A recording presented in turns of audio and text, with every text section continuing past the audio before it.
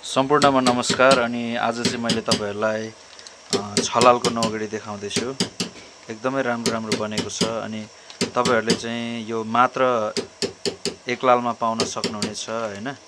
र तिलरीहरु पनि सानो तिलरीहरु पनि हाम्रो बन्दैछ र बनिरहेको छ। तपाईहरुले सम्पर्क गर्न सक्नुहुनेछ, मलाई कमेन्ट गर्न सक्नुहुनेछ। एकदमै फिनिशिङ नौगेडीहरु र तपाईहरुलाई म देखाउन चाहन्छु। यो खोलेर देखाउँदैछु तपाईलाई।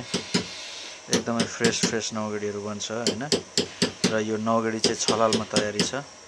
छलाल 2 पोइन्ट, यो 2 पोइन्ट बेसी रहेछ र तपाईहरुलाई म देखाउँछु। यहाँनिर एकदमै दामी यो पनि छलालकै रेडी हुँदैछ हैन।